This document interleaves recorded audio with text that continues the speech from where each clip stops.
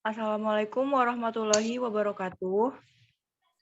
Waalaikumsalam warahmatullahi wabarakatuh. Alhamdulillahirabbil alamin wa bihi nasta'in ala umri dunya waddin assalatu wassalamu ala asrofil anbiya'i wal mursalin wa ala alihi wa sahbihi ajmain amma ba'd. Yang terhormat Bapak Jakaria MA selaku dosen pengampu mata kuliah Seminar Pendidikan Agama dan juga teman-teman yang akan presentasi pada kesempatan kali ini. Baiklah, saya selaku moderator akan memandu jalannya pemaparan materi tentang pasar modal dan transaksi berbasis vintage dalam tinjauan ekonomi syariah. Baiklah, untuk pemaparan materi yang pertama, saya persilahkan kepada Saudara Tamrin Yahya. Kepadanya dipersilahkan. Baik, terima kasih moderator. Bisa di next slide.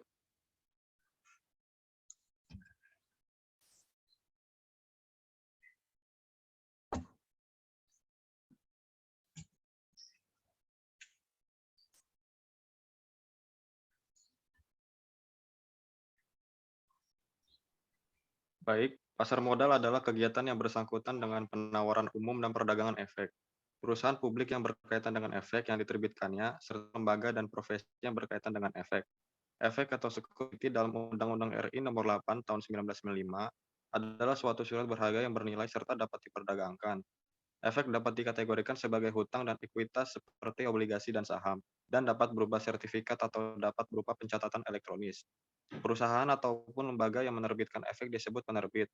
Efek tersebut dapat terdiri dari surat pengakuan, hutang, surat berharga komersial, saham obligasi, unit penyertaan kontrak investasi kolektif seperti reksadana, kontrak berjangka atas efek, dan setiap derivatif dari efek. Pasar modal itu sebenarnya adalah tempat atau sarana bertemunya antara permintaan dan penawaran atas instrumen keuangan jangka panjang, umumnya lebih dari 1 tahun.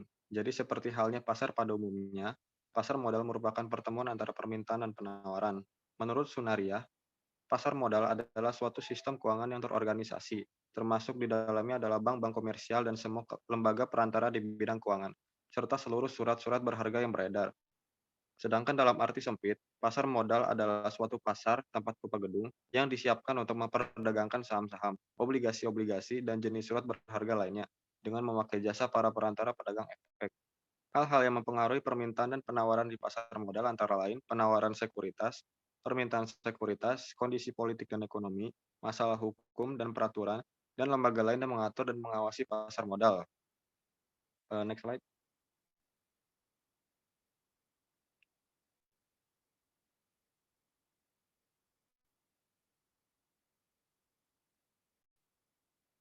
Udah next slide belum?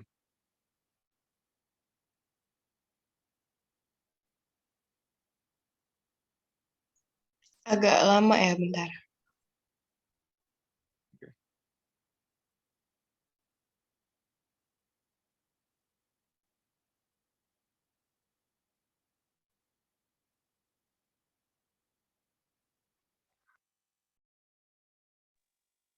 Baik, yang selanjutnya adalah peran dari pasar modal itu sendiri. Ada 6 peran dari pasar modal, diantaranya yang pertama memobilisasi tabungan untuk investasi. Ketika orang menarik tabungan dan mulai berinvestasi di saham, hal ini mengarah pada alokasi sumber daya yang lebih rasional, karena dana yang ditempatkan di pasar modal akan mudah dimobilisasi dan diarahkan untuk mempromosikan perdagangan dan industri. Yang kedua, redistribusi kekayaan. Pasar modal mampu menjadi sebagai alat untuk mengurangi ketidaksetaraan pendapatan. Hal ini dapat dilakukan dengan memberi kesempatan kepada masyarakat untuk menjadi pemilik saham sebuah perusahaan. Yang ketiga adalah menciptakan peluang investasi bagi investor retail. Berbeda dengan bisnis lain yang membutuhkan modal yang besar, investasi di saham terbuka bagi modal yang besar. Investor besar dan kecil karena seseorang dapat membeli saham sejumlah yang dia mampu. Oleh karena itu, bursa saham memberikan sumber pendapatan tambahan bagi investor retail. Yang keempat, meningkatkan modal pemerintah untuk proyek pembangunan. Pemerintah baik pusat dan daerah bisa menerbitkan saham dalam bentuk lain yang dikenal dengan obligasi. Sumber pendanaan dapat digunakan untuk membiayai proyek-proyek strategis pemerintah. Bila pemerintah mampu mendapatkan sumber dana alternatif dari saham, maka pemerintah tidak perlu lagi untuk meminjam ke negara lain. Yang kelima, pengendalian manajemen perusahaan peranan bursa efek juga dapat menjadi pengaruh bekerja secara efisien, adil, dan transparan. Selama beberapa dekade, Bursa saham telah meningkatkan persyaratan bagi perusahaan baru yang akan listing di Bursa Efek Indonesia. Persyaratan ini berkaitan dengan penyampaian semua informasi keuangan mengenai perusahaan yang sekuritasnya dijual di Bursa Efek. Dan yang terakhir adalah barometer ekonomi. Sekian pemaparan materi dari saya. Selanjutnya saya serahkan kepada moderator. Baik, terima kasih kepada Tamrin Yahya yang telah memaparkan materinya dengan sangat baik. Materi selanjutnya yaitu akan disampaikan oleh Saudara Aura Wardani. Kepadanya dipersilahkan. Ya, terima kasih atas kesempatan ini, moderator. Sebelum mulai, next slide. Oke, sini saya akan menjelaskan perkembangan pasar modal Indonesia. Yang pertama, pada 14 Desember 1912, Bursa Efek pertama Indonesia dibentuk di Batavia oleh pemerintah Hindia Belanda, tapi setelah 1 tahun mereka tutup. Lalu buka kembali di tahun 1952, dan pada tahun 1952, Bursa Efek di Jakarta diaktifkan kembali dengan Undang-Undang Darurat Pasar Modal yang dikeluarkan oleh Menteri Kehakiman Lukman Wiradina. Menteri Keuangan Profesor Dr.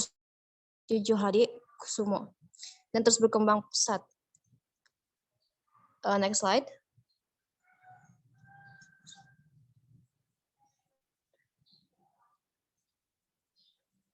Ini oke. Pada tahun 1995, sistem otomatis perdagangan dilaksanakan dengan sistem komputer JATS, Jakarta Automated Trading System. Pada tanggal 10 November 1995, pemerintah mengulangkan Undang-Undang Nomor 8 tahun 1995 tentang pasar modal. Undang-undang ini mulai diberlaku mulai Januari 1996. Selanjutnya, pada tahun 2002, manajemen meluncurkan Jakarta Islamic Inder yang bertunjuk untuk memandu investor yang ingin menanamkan dananya secara syariah dan mulai mengaplikasikan sistem perdagangan jarak jauh, remote trading. Lalu di tahun 2007, penggabungan BEJ dan BES berdasarkan kesepakatan RUPSB pada tanggal 30 Oktober 2007 akan kemudian dituangkan dalam akta penggabungan dan berganti nama menjadi FT Bursa Efek Indonesia (BI) yang resmi beroperasi sejak tanggal 1 November 2007. Begitulah yang untuk perkembangan pasar modal yang di Indonesia. Mungkin itu saja yang saya bisa jelaskan. Kurang lebihnya mohon maaf. Saya kembalikan ke moderator. Terima kasih. Ya, terima kasih kepada Aura yang telah memaparkan materinya. Selanjutnya akan disampaikan oleh Saudari Ratu Sheila. Kepadanya dipersilahkan. Oke, baik. Terima kasih kepada moderator yang telah mempersilahkan waktunya. Jadi di sini ada transaksi berbasis vintage. Nah, transaksi berbasis vintage itu adalah layanan yang mempertemukan investor, mitra, dan pelaku usaha. Perusahaan penyediaan platform adalah penjual jasa yang bertransaksi usaha adalah investor, mitra dan pengelola, dan transaksinya dilakukan secara digital. Nah, dalam hal ini, penggunaan secara bersama-sama itu membiayai objek usaha yang diberikan oleh mitra kepada investor yang difasilitasi oleh perusahaan sebagai penyediaan platform. Produk vintage ini dibolehkan menurut syariah jika ketentuan akadnya sesuai syariah, transaksi digital ini diketahui dan disepakati, dan objek usahanya halal. Begitu pula ada ijab kabul sesuai urfnya, terjadi perpindahan kepemilikan, ada pelindungan konsumen, dan berdasarkan peraturan perundang-undang yang berlaku. Ada pengawasan syariah yang memastikan prinsip syariah diterapkan. Nah, jadi financial technology atau vintage ini adalah kayak hybridasi teknologi dalam sektor keuangan pada progres layanan keuangan yang telah berkembang secara tradisional yang berbasis teknologi yang mengacu pada penggunaan teknologi untuk memberikan solusi sektor keuangan, sehingga walaupun vintage ini merupakan terobosan baru, tetapi dia mengalami pengembangan yang sangat pesat.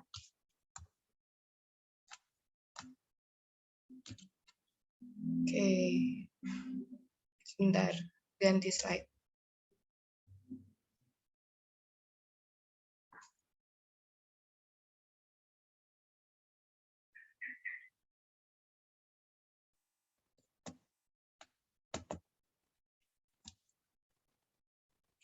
Oke, jadi berikutnya adalah model layanan pembelian yang bisa dilakukan oleh penyelenggaraan. Nah, yang pertama ada pembayaran ajak piutang, yaitu pembiayaan dalam bentuk jasa pengurusan penagihan piutang berdasarkan bukti tagihan, baik itu disertai atau tanpa disertai talangan yang diberikan kepada pelaku usaha yang memiliki tagihan kepada pihak ketiga. Kemudian yang kedua ada pembiayaan pengadaan barang pesanan pihak ketiga, yaitu pembiayaan yang diberikan kepada pelaku usaha yang telah memperoleh pesanan atau surat perintah kerja pengadaan barang dari pihak ketiga.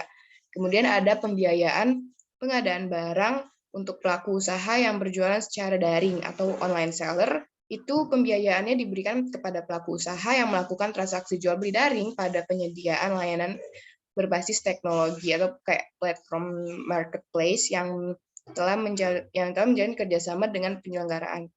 Kemudian yang keempat ada pembiayaan pengadaan barang untuk pelaku usaha yang berjual secara daring dengan pembayaran melalui penyelenggaraan jasa pembayaran kayak payment gateway, yaitu pembiayaan yang diberikan kepada seller yang aktif berjualan secara daring melalui distribusi yang dikelola sendiri dan pembayarannya dilakukan melalui penyediaan jasa otorisasi pembayaran secara daring yang bekerja sama dengan pihak penyelenggaraan.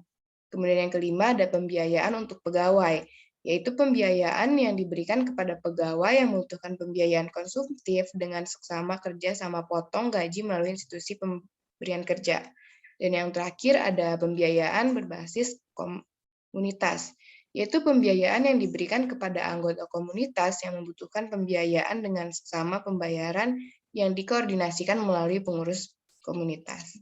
Nah, mungkin itu saja materi yang dapat saya sampaikan, kemudian saya kembalikan ke moderator. Baik, terima kasih kepada Ratu Sheila yang telah memaparkan materinya. Materi selanjutnya akan disampaikan oleh saya sendiri. Next slide, tolong.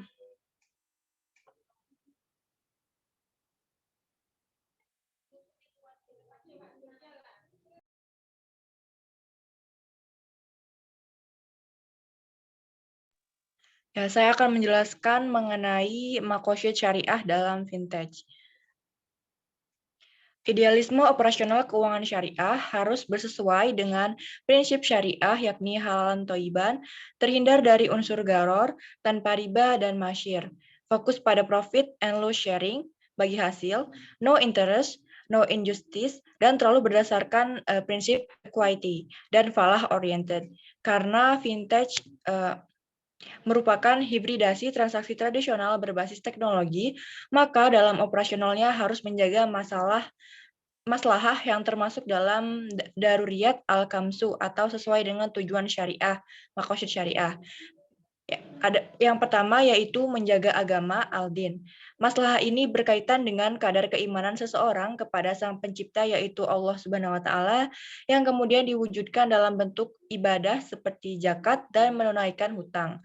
Dilihat dari jenis-jenisnya, salah satu vintage yang mendukung maslahah ini adalah jenis vintage digital payment di mana di dalamnya terdapat fitur yang memungkinkan masyarakat untuk membayar infak, sedekah, zakat, bahkan mencicil biaya haji. Yang kedua yaitu menjaga jiwa al-nafs. Masalah ini berkaitan dengan menjaga kesehatan jiwa seseorang dengan tidak menimbulkan penyakit baik fisik maupun psikis yang dapat mengganggu kesejahteraan, dan vintage syariah mengutamakan maslahat, mencapai kesejahteraan dan kemakmuran. Vintage syariah juga dilindungi payung hukum guna memberikan kenyamanan bagi penggunanya. Undang-undang tersebut tertuang dalam Undang-Undang Nomor 8 Tahun 1999 tentang Perlindungan Konsumen (UUPK), Peraturan Pemerintah Nomor 82 Tahun 2012 tentang Penyelenggara Sistem dan Transaksi Elektronik. Ketiga yaitu menjaga keturunan nasab.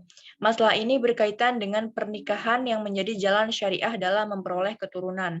Vintage syariah berusaha menjaga keturunan dengan vintage yang berbasis investasi. Diharapkan penggunanya mau memanfaatkannya dengan baik guna menata masa depan keluarganya agar tercapai kemakmuran dan keharmonisan dalam keluarga. Yang keempat yaitu menjaga akal. Masalah ini berkaitan dengan ilmu pengetahuan dan teknologi seseorang yang tidak memiliki ilmu dan tidak akan dapat berpikir mengenal keutamaan-keutamaan dalam beramal. Peluncuran fintech syariah telah dikaji dengan berbagai disiplin ilmu dan kemudian dilandasi dengan undang-undang. Karenanya memiliki relevansi dan toleransi dengan tuntunan maqasid syariah. Yang kelima yaitu menjaga harta. Harta adalah salah satu alat yang digunakan untuk memenuhi kebutuhan yang dapat diperoleh melalui perdagangan, kerjasama, ekonomi, dan lain-lain. Islam memberikan rambu-rambu memperoleh harta harus terbebas dari gharar, riba, masyir, dan harus falah oriented. Itu saja materi yang dapat saya sampaikan. Kurang lebihnya mohon maaf. Berlanjut pada sesi berikutnya, yaitu penutup. Sebelum menutup presentasi pada kali ini, saya akan membacakan kesimpulan dari uraian dari presentasi yang kita lakukan. Kita bisa pahami bahwa fintech syariah memiliki kriteria khusus, di antaranya yaitu tidak mengandung unsur riba, gharar, atau penipuan, madlorot, efek negatif. Hal itu dimaksudkan agar harta dari pengguna fintech terjaga keamanan dan kehalalannya. Fintech syariah mempunyai landasan maqasid syariah dan mempunyai payung hukum yang jelas dan sudah tertuang dalam Undang-Undang Nomor 8 Tahun 1999 tentang Perlindungan Konsumen. Peraturan Pemerintah Nomor 82 Tahun 2012 tentang penyelenggara sistem dan transaksi elektronik yang merupakan turunan dari Undang-Undang Nomor 11 Tahun 2008 tentang informasi dan transaksi elektronik. Nah, cukup sekian yang saya sampaikan. Selanjutnya yaitu penutup. Untuk menutup presentasi pada kali ini, marilah kita bersama-sama melafalkan lafaz hamdalah. Alhamdulillahirabbil alamin. Cukup sekian dari saya selaku moderator. Mohon maaf apabila ada kesalahan. Wabillahi taufik wal hidayah. Wassalamualaikum warahmatullahi wabarakatuh. Waalaikumsalam. Assalamualaikum warahmatullahi wabarakatuh.